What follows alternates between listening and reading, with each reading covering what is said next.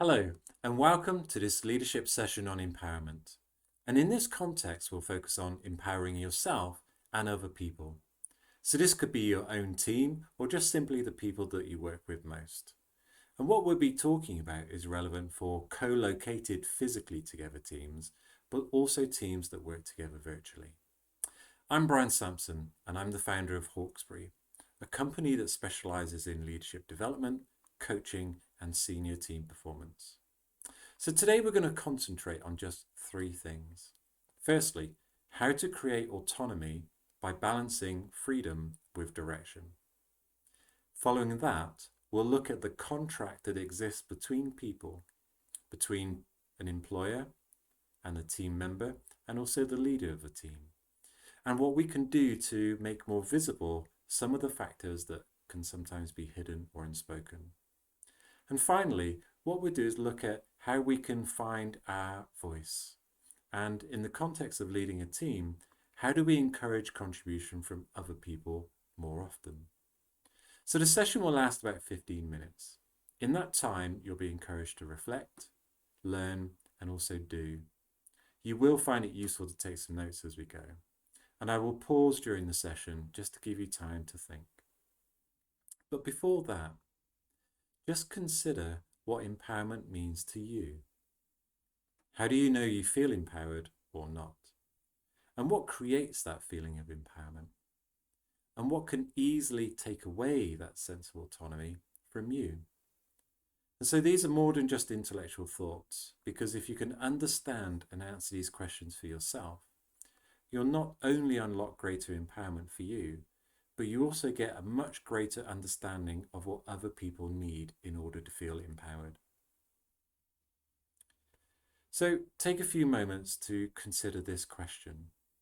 How empowered do you feel in your role right now? And just rate that out of 10. So not scientific at all, but we're just trying to get a sense of that feeling of empowerment. And you can't get it wrong. And if you want to just mature your thinking even further, just consider how you came to that number. So what were the measures? What were the factors? What conversations and situations were you using to just make that judgment? For now, though, just reflect on this. What could you easily do more of? What could you dial up just to make that feeling of empowerment even stronger? And just imagine the impact that it would have on your life and your role and also those around you. And if you want to pause the video right now and make some notes, it would be a really good time. But in the context of being a team leader, you might want to ask a similar but slightly different question that relates to the conditions of empowerment. These are conditions that you and your team can work on to create a greater sense of autonomy and empowerment. And again, if you want to pause this video and just spend some time thinking about this question, it can really help embed your learning and understanding. So we're going to take a look at three simple things that you can do to empower yourself and other people, which are also useful for leading virtual teams.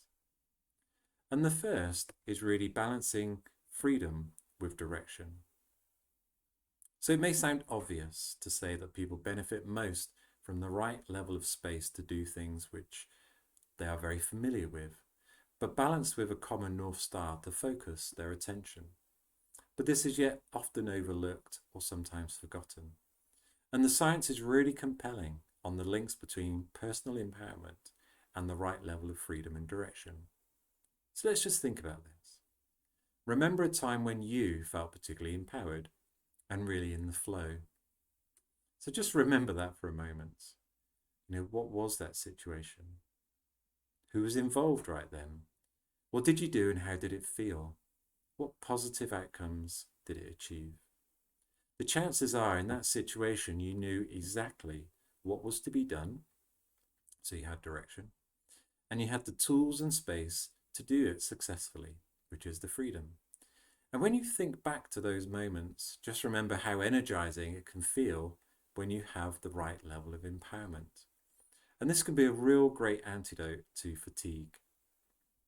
So it's important to realize that in in this situation, perception and relativity are very important because it relates to the individual. So what might feel like the right level of direction to me may be too much or too little for someone else. And I think this illustrates beautifully the benefit of just knowing your team and having higher quality conversations with them about what they want and need from you as a leader. And if you want to go deeper on this topic, there's a great book by Dan Pink called Drive. And in the book, the author talks about what really motivates us and the importance of clear purpose, a sense of autonomy, and the ability to master our own skills. So in this instance, the sweet spot between direction and freedom leads to long-lasting empowerment. And if we move out of that sweet spot, and if we move in the direction of excessive guidance, balanced with little autonomy, people can sometimes become almost mindless robotic order followers that sometimes just forget to think for themselves or indeed be proactive.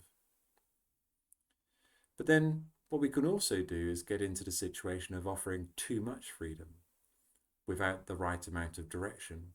And this can cause chaos, disorder, or just really inefficient working as people don't coordinate their activities and don't really benefit from collaboration. And with no freedom and very little direction, apathy, boredom can really set in, and people can feel undervalued as they have very little sense of achievement in their role.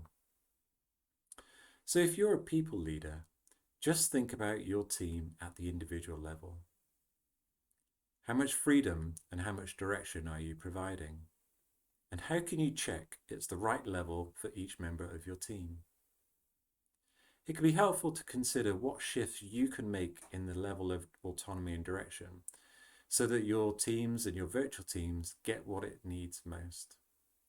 Getting this right can unlock massive potential in the team and also free up your time as the team's leader because people will start to rely on you less, and yet themselves they feel much more satisfied in the role. And that has to be a win-win. So in our working relationships, there's a psychological contract that exists. It's the contract we have with our employer and also our team's leader. So part of this contract is really clear because it's the tangible aspects of the role. So this could include things like stated responsibilities, job description, time and logistics connected to actually delivering goals, the procedures to actually follow. It would also include some of the personal objectives and some things around the clarity of the role. And to get the best out of your team and yourself, it can be useful to demystify what's often hidden, unsaid, or unknown. And in doing so, we make the hidden very clear and known. So what we're talking about here is the intangibles, and you'll be aware of these because they're important to all people. And I mean, if you think about this, who wouldn't want to be trusted just a little bit more? Who wouldn't want a safe environment where they feel included and respected and valued, where their sense of personal security and sense of achievement is just where it needs to be for them? And yet, without discussing and agreeing these things with team members or your team as a whole, ambiguity and uncertainty can creep in. And this can cause frustration, confusion, and doubt, which can sometimes lead to feeling less empowered and tired over the long run. So both elements of the psychological contract are important. And by addressing the tangibles and the intangibles, we can create the conditions for higher empowerment. So you might want to pause the video here and just give yourself some time to reflect on this. What does this mean for you as an individual? If you're a team leader, how can you use this successfully with your team to really understand what people want and need from the environment that they find themselves in? So the last thing we're going to talk about here is really finding and using your voice, learning to speak up much more. It's useful to reflect on how you can assert yourself. And in the context of leading a team, just consider the environment you create for others. How safe do people feel to share their views and opinions? How much do you consciously or unconsciously encourage or discourage open expression? So let's look at what assertiveness actually is, but also what it isn't. If you can imagine a continuum with passive at one end and aggressive at the other end, assertive is the middle point. Not overly passive, submissive, or mousy, but also not tipping over into controlling, being excessively forceful, aloof, or indeed aggressive. And when people feel passive and submissive, they likely see themselves as not really being okay in some way. For example, they may think they don't have as much knowledge as other people, or they may not be as confident and assertive, or really have the self-esteem to push themselves further. But they see others as having these traits, this knowledge or this experience, and then therefore may be better able to guide or make decisions. And in this sense, we have a feeling of, I'm not okay, but you are okay. And I think left unchecked, this can sometimes create a victim mentality where people feel as though, even though they know they're sitting in a puddle, they just don't understand why they don't stand up and move. And I think played out to an extreme, people can be over apologetic, really seeking permission and authority before they move on and do something. Also, you may find people are actually being quite loud and complaining, but not actually acting or doing anything about it. On the other side of things, when people feel overly controlling, inflexible, or see themselves as always right, they can have a mindset of being superior, in which they really need to rescue other people that are less able as them. And this can, I think, sit at the other end of the continuum where aggression can start to show. So what we might see is people being excessively controlling, forceful, maybe having that superiority mindset where they believe that they are okay and other people are not okay, and then therefore really need some help and support.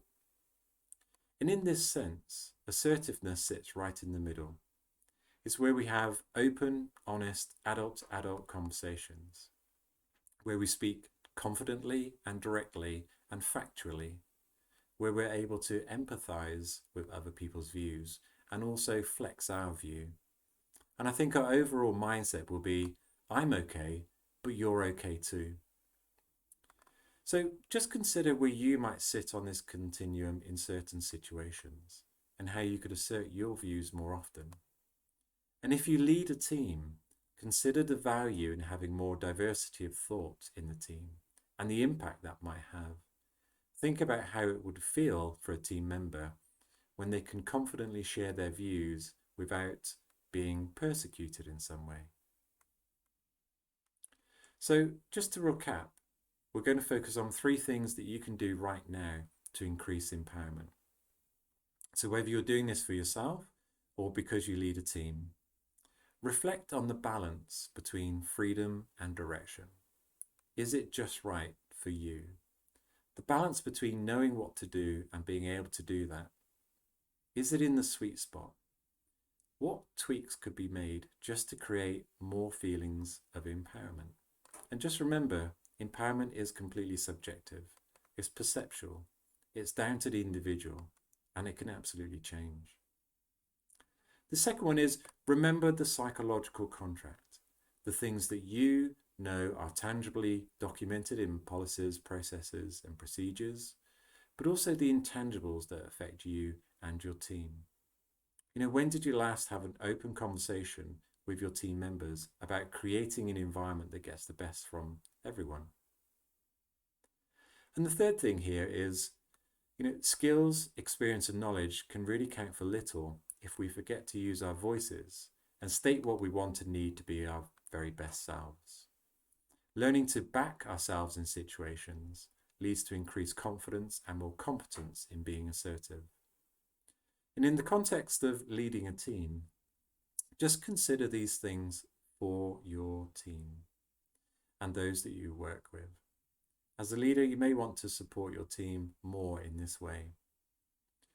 So We're coming to the end of this module, and it's useful to reflect briefly on what stood out for you that you feel motivated to actually try. After the session, you'll find it useful to review any notes you've written and consider what you will actually do with these new insights. And now we've come to the end. And I want to thank you for taking the time to develop yourself here with me today. I'm Brian Sampson, and I've been your facilitator, and we've been talking about empowerment. So once you finish this video, trying to stay in the learning zone just a little bit longer can be really helpful. Write down a commitment that you will hold yourself to. And that could be something as easy as, what will you try for the next 30 days, just to see what happens? So here are some contact notes for you on the Leadership Academy and also myself as your facilitator.